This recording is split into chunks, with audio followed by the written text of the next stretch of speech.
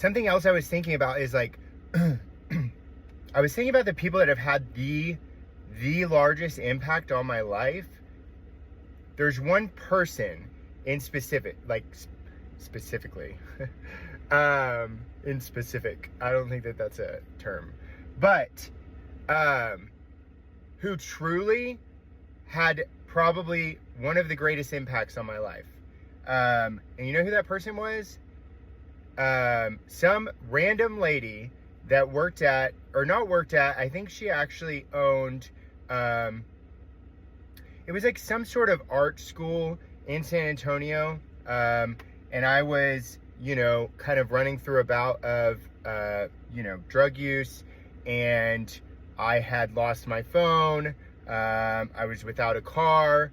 It was very hot. I was very dehydrated. And I just want to make a note. I want to tell this story and say, when you're in that position, whatever it is, like, okay, we are all human beings. Those people that are suffering on the streets are human beings.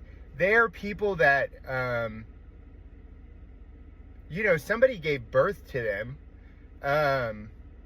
And maybe that person had hopes and dreams for what that person's life would be. And no matter what it is that's led them to be where they're at, or how awful they're acting, I promise you that there's accumulation of a lot of things that have led to that moment. Whatever it is, like, and whatever it is that they did to burn bridges, like when we burn bridges, a lot of times burning those bridges can come from, unresolved trauma with those people that we burn the bridges with, or, a lack of understanding for what people are going through. And I just want to say that it doesn't cost anything, and it doesn't take anything to be kind. I also want to say, when I talk about being responsible for our own energy and our own healing process, what I find is that a lot of times the ego can attach to anything, to being a good person, to whatever, to the one that helps the people, the one that solved this or did this for all, and it's like, I find that when we're responsible for our own energy and our own healing process, even the words that we say, they hold a different vibration because we are energy. And when we're responsible for our own energy and our own healing process, when we express kindness towards someone, it is an unconscious thing that happens. Everything is energetic. So when I say something, even when we say something, if we're not responsible for our own healing and we're kind of in this place of, and there's nothing, I'm not making it wrong. I'm not. There's been many times in my life where, I went to somebody that was homeless at a certain point in my own evolution, and I had an expectation in, whatever I was giving or whatever I was saying. It was with expectation attached of how this person should act and how they should receive what it is. Then that holds energy. Like, there is an energetic intelligence that is happening behind every single thing that we do. And I find that when we're responsible for our own healing process and our own energy and that expansion and evolution process, clearing all that stuff out of our own energy, and being able to step into a place where we're giving without expectation and we're giving love because that is what's natural. That is truly like what's natural for us to do. No matter how traumatized we are, or how guarded we have our hearts or whatever, that is not like that is our nature beyond this human form. And wherever we're at in that process is okay. But that's why I focus though so much on our going back to us and our own healing, because like literally when you speak, when we surrender and commit to healing and commit to being responsible for our own energy and the way that we're showing up in the world, and giving love without expectation, giving kindness without expectation, and we're surrendering, we're letting those perspective shifts happen, our energy shifts.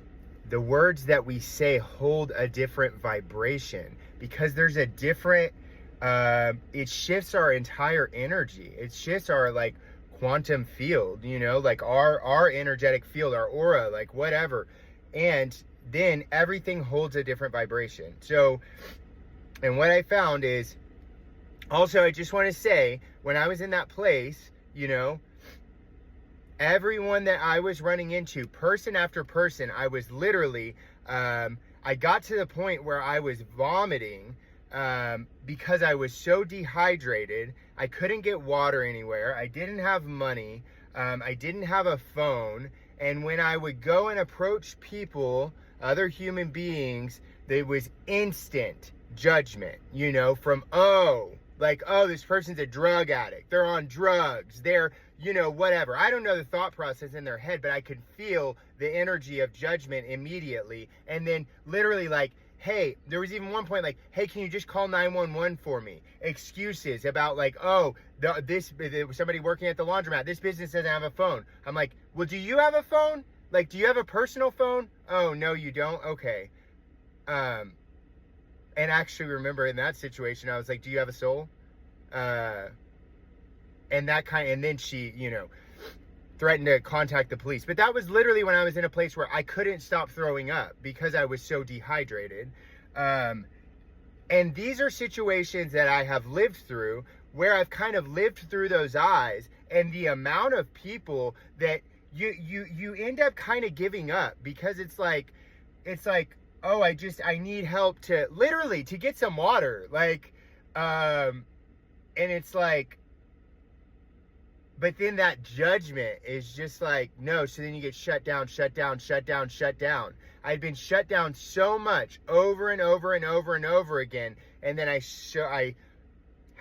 thank you, God, universe, whatever, you know, I happened upon this place, this art, whatever, that this lady owned. And I walked in there and I was met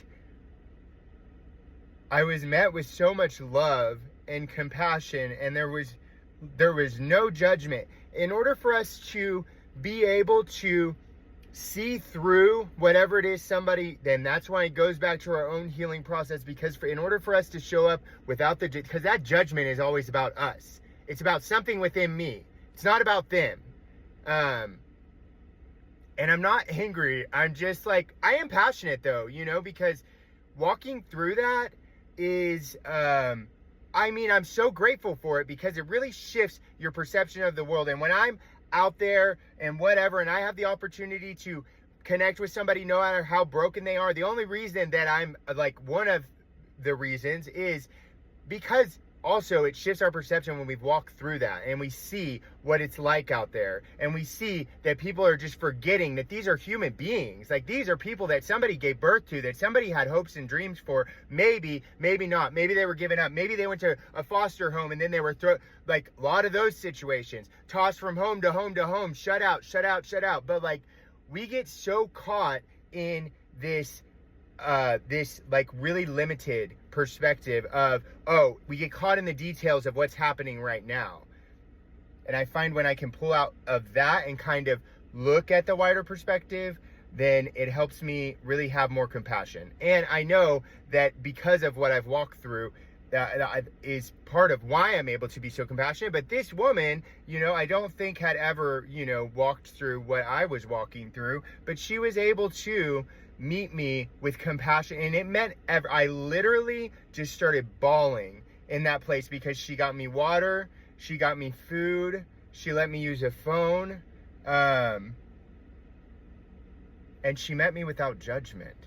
And it's like, it's if things are not coming together in like, because I know that a lot of us feel called to kind of, you know, step into like our higher timeline, to step into like our soul's blueprint and what we came here to do. Like, if we commit to our own healing, to our being responsible for our own energy, and and meeting the world truly with kindness, because then we're able to do that with kindness without judgment. Like, that is everything. And seeing the way that that woman literally, I mean, because I had gotten to the point where I was like, God, I just want to give up on humanity. I want, because because most people have just forgotten, and especially when you're in a situation like that. So know that, like, that lady made one of the greatest impacts of everyone that I've ever met in my entire life, just by meeting me with kindness and without judgment. That was the main piece. And then she got me some water, she got me food, she let me use a phone, which helped me get out of the situation that I was in. I just wanted to share that and say that it's not as, or it doesn't have to, like if things aren't coming together in that way, like, as far as like the impact that we can have right now in the world, like the collateral damage of the way that this society has operated is insane right now. When I go into a city and it's like, okay, we want to act like this is all their problem, all these homeless people, all these whatever, but it's like, dude, like, there's a lot of things and a lot of dysfunction and a lot of dysfunction within this system that has led to the, like, we can't act like that we you know what I mean, like, the way this is operated has nothing to do with it. Like, and I just think that, like, we can have like compassion and kindness and share that with people, and the more that we're committed to our own healing process, like, the impact that our words have holds, it holds so much more when we're responsible for, and we're healing, and our energy is evolving and it's expanding, and all those things. Kindness and meeting people without judgment, it can literally save someone's life, change the world, because that ripples. It ripples.